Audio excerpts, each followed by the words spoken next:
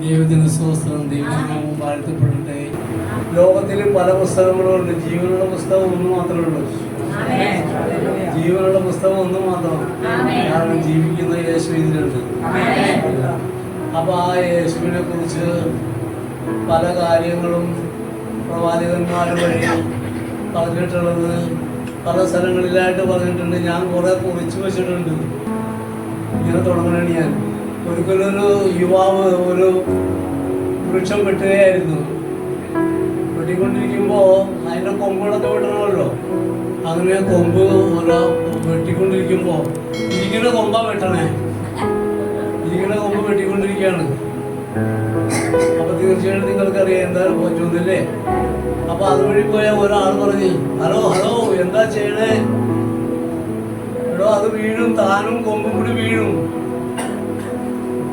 അങ്ങോട്ട് വീടൊക്കെ നോക്കി മൈൻഡ് ചെയ്തില്ല, അറിയാൻ പാടില്ല പാവം. കുറച്ച് കഴിഞ്ഞപ്പോ ഈ കൊമ്പും ആളും കൂടി എല്ലാം കൂടി എന്തെങ്കിലും വീണ്. വേറെ ഒന്നും നോക്കാൻ നിന്നില്ല, ഓടി. അദ്ദേഹത്തിന്റെ പുറകെ ഓടി. അദ്ദേഹത്തിന്റെ ഓടി വിട്ട് പറഞ്ഞു, ഹലോ ഹലോ നിൽക്കും. അങ്ങനെ പ്രവാചകനാണ്, അങ്ങനെ പ്രവാചകനാണ്. നിങ്ങൾ പറയാ പ്രവാചകനാണോ? ആണോ? അല്ല. പ്രവാചകന്റെ ലക്ഷണം എന്താണ്? ദൈവമായിട്ട് കണക്ഷൻ ഉണ്ട്. ആ ദൈവം മനുഷ്യരോട് സംസാരിക്കുന്നു. ഇത് ഇരിക്കുന്ന കൊമ്പ് വെട്ടുന്നത് വീഴുമെന്ന് എല്ലാവർക്കും അറിയാം. വേറൊരു എക്സാമ്പിൾ എന്റെ ജീവിതത്തിൽ നീ പറയാണ്. ഒരു കുട്ടി നല്ല പഠിക്കുന്ന കുട്ടിയാണ്, പ്രമോദ് കൈമള എന്ന പേര്. അപ്പോ ഹാൻഡ് റൈറ്റിംഗ്, ഇംഗ്ലീഷിന്റെ ഹാൻഡ് റൈറ്റിംഗ് കണ്ടപ്പോ ഞാൻ പറഞ്ഞ്, ഈ നിനക്ക് 35 മാർക്കിൽ കൂടുതൽ കിട്ടില്ല കേട്ടോ ഈ ഹാൻഡ് റൈറ്റിംഗ് ആണെങ്കിൽ. സാറ് ദൈവമാണോ? പ്രവാചകനാഥാന്നാ ചോദിച്ചത്. സാറ് ദൈവമാണോ എന്ന് ചോദിച്ചു. ഞാൻ പറഞ്ഞ ദൈവമല്ല മോനെ, ഇത് ഈ ഹാൻഡ് റൈറ്റിംഗ് അറിയാം. നിനക്ക് സയൻസിന് 90, 95, മാത്സിന് 100 ഒക്കെ കിട്ടുന്ന പയ്യനാണ്. നിങ്ങൾക്ക് വിശ്വസിക്കാമെങ്കിൽ വിശ്വസിച്ചു. അവന് ഇംഗ്ലീഷിന് മാർക്ക് വന്നപ്പോ 35. അവന്റെ അപ്പൻ, അവന്റെ അച്ഛൻ നല്ലൊരു മനുഷ്യനാണ്. അദ്ദേഹം പറഞ്ഞടിച്ച് ഒരു തവണ എൻ്റെ അടുത്ത് വന്ന് ഒരു ബുക്ക് മടക്കി പോക്കറ്റിട്ടുണ്ട്. സാറേ എനിക്ക് ഹാൻഡ് റൈറ്റിംഗ് പഠിക്കണം എന്നുണ്ട്. അങ്ങനെ അവനെ ഹാൻഡ് റൈറ്റിംഗ് ഞാൻ പഠിപ്പിച്ചു. അവനെ നന്നാക്കി വിട്ടു. അപ്പോൾ നമ്മൾ ഇവിടെ സംസാരിച്ചുകൊണ്ടിരിക്കുന്നത് ദൈവമാണോ പ്രവാചകനാണോ? ഇത് മനുഷ്യനൊന്നുമല്ല.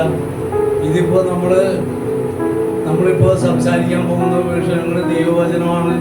അതില് യെശയ്യാ പ്രവാചകന്റെ പുസ്തകത്തിൽ നിന്ന് നമുക്കൊന്ന് നോക്കാം. 53-ാം അധ്യായം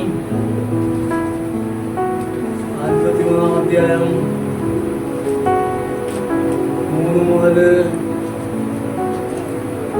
അവൻ മനുഷ്യരാൽ നിന്ദിക്കപ്പെട്ടും ത്യജിക്കപ്പെട്ടും വ്യസനപാത്രമായും രോഗം ശീലിച്ചവനായും ഇരുന്നു. അവനെ കാണുന്നവർ മുഖം മറിച്ചു കളയത്തക്കവണ്ണം അവൻ നിന്ദിതനായിരുന്നു. നാം അവനെ ആദരിച്ചതുമില്ല. സാക്ഷാൽ നമ്മുടെ രോഗങ്ങളെ അവൻ വഹിച്ചു, നമ്മുടെ വേദനകളെ അവൻ ചുമന്നു. നാമോ ദൈവം അവനെ ശിക്ഷിച്ചും അടിച്ചും ദണ്ഡിപ്പിച്ചും ഇരിക്കുന്നു എന്ന് വിചാരിച്ചു. എന്നാൽ അവൻ നമ്മുടെ അതിക്രമങ്ങൾ നിമിത്തം മുറിവേറ്റും നമ്മുടെ അകൃത്യങ്ങൾ നിമിത്തം തകർന്നുമിരിക്കുന്നു. നമ്മുടെ സമാധാനത്തിനായുള്ള ശിക്ഷ അവന്റെ മേലായി, അവന്റെ അടിപ്പിണരുകളാൽ നമുക്ക് സൗഖ്യം വന്നുമിരിക്കുന്നു. നാം എല്ലാവരും ആടുകളെ പോലെ തെറ്റിപ്പോയിരുന്നു. നാം ഓരോരുത്തരും താന്താന്റെ വഴിക്ക് തിരിഞ്ഞിരുന്നു. എന്നാൽ യഹോവ നമ്മുടെ എല്ലാവരുടെയും അകൃത്യം അവന്റെ മേൽ ചുമത്തി. ആമേൻ. യേശുവിനെ കുറിച്ച് ആര് പറഞ്ഞിരിക്കുകയാണ്? എത്ര കൊല്ലം മുമ്പ് പറഞ്ഞിരിക്കുകയാണ്? ഏകദേശം എത്ര കൊല്ലം മുമ്പ് പറഞ്ഞിരിക്കുകയാണ്? യേശു ജനിക്കുന്നതിന് 700 കൊല്ലം മുമ്പ് പറഞ്ഞിരിക്കുകയാണ്. യേശു ജനിക്കുന്നതിന് 700 കൊല്ലം മുമ്പ് പറഞ്ഞിരിക്കുകയാണ്. അപ്പോ ചോദിക്കും, യേശു ജനിച്ചിട്ടില്ലേ? യേശു എന്നേ ജനിച്ചിരിക്കുന്നു. ആദിയിലുണ്ട്, ആദിയും അന്തിയും ഇല്ലാത്തവനാണ്. എപ്പോഴേ ഉണ്ട്. ആ യേശുവിനെ കുറിച്ചാണ് ഇവിടെ യെശയ്യാവ് പറഞ്ഞിരിക്കുന്നത്. സക്കറിയ 12:10.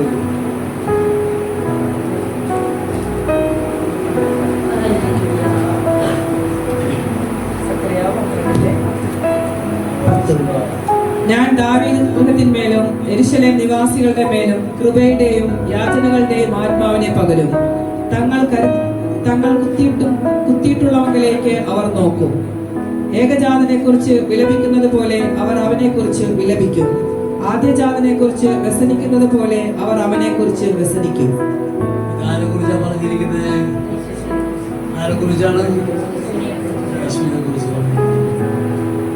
എത്ര കൊല്ലം മുമ്പ് പറഞ്ഞിരിക്കുകയാണ്? ആര് പറഞ്ഞിരിക്കുകയാണ്? ആര്? സക്കറിയ. എത്ര കൊല്ലം മുമ്പ്? ഏകദേശം 500 കൊല്ലം മുമ്പ് പറഞ്ഞിരിക്കുകയാണ്.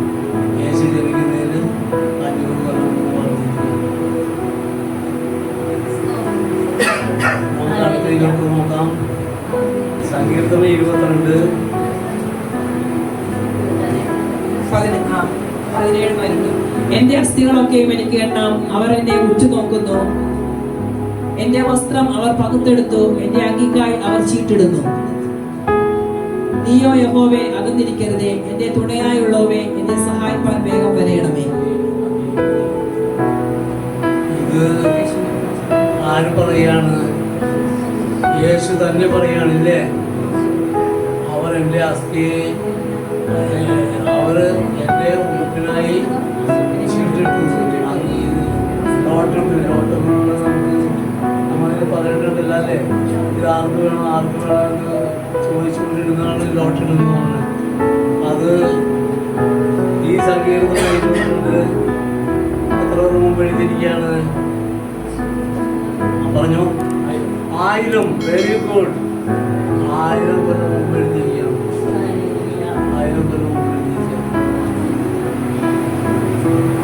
ഇനി നമുക്ക് ലൂക്കിന്റെ സുവിശേഷത്തിലേക്ക് പോയിട്ട് 24-ാം അധ്യായം 22 മുതൽ 27 വരെയുള്ള വചനങ്ങൾ നോക്കാം. അതെ, 24-ാം അധ്യായം.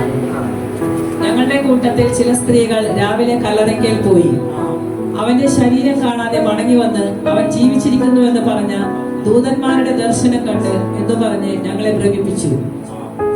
ഞങ്ങളുടെ കൂട്ടത്തിൽ ചിലർ കല്ലറക്കൽ ചെന്ന് സ്ത്രീകൾ പറഞ്ഞതുപോലെ തന്നെ കണ്ടു. അവനെ കണ്ടില്ല താനും. അവൻ അവരോട്, അയ്യോ ബുദ്ധിഹീനരെ, പ്രവാചകന്മാർ പറഞ്ഞിരിക്കുന്നതെല്ലാം വിശ്വസിക്കാത്ത മന്ദബുദ്ധികളെ. പ്രവാചകന്മാർ പറയുന്നത് വിശ്വസിക്കാത്ത മന്ദബുദ്ധികളെ. ക്രിസ്തു ഇങ്ങനെ കഷ്ടം അനുഭവിച്ചിട്ട് തന്റെ മഹത്വത്തിൽ കടക്കേണ്ടതല്ലയോ എന്ന് പറഞ്ഞു. യേശുവിനെ കുറിച്ച് എന്തെല്ലാമാണ്, ഏതെല്ലാം കാര്യങ്ങളാണ്, എവിടെയെല്ലാമാണ് ഈ ജീവനുള്ള പുസ്തകത്തിൽ പറഞ്ഞിരിക്കുന്നത് എന്നാലോചിക്കുക. ഇതാണ് പ്രവാചകന്മാരെന്ന് പറയുന്നത്. പ്രവാചകന്മാരുടെ പ്രധാന ലക്ഷണം എന്താണ്? Direct connection with God. Direct connection with God. അതാണ് ആ പ്രവാചകൻ. അവരാണ് മറ്റുള്ളവരോട് ഓരോ കാര്യങ്ങൾ പറഞ്ഞ് മനസ്സിലാക്കുന്നത്. അപ്പോൾ നമുക്ക് ഒന്ന് ചിന്തിക്കാം, നമുക്ക് ഓരോരുത്തർക്കും നമുക്കൊരു പ്രവാചകനാകാൻ സാധിക്കുമോ? സംശയമുള്ളവരൊന്ന് കൈപൊക്കി. നമുക്കൊരു പ്രവാചകനാകാൻ സാധിക്കുമോ? സാധിക്കും. Very good. അങ്ങനെ ധൈര്യത്തിൽ പറയണം. ദൈവത്തോടു കൂടി നടന്നാൽ ഒരു പ്രവാചകനാകാൻ സാധിക്കും. എല്ലാവരും ദൈവത്തോടു കൂടി നടക്കുക, ദൈവമായിട്ട് ബന്ധപ്പെട്ട് നടക്കുക. നിങ്ങൾക്ക് എല്ലാവർക്കും എൻ്റെ നന്ദി, നമസ്കാരം. God bless you all. Thank you very much.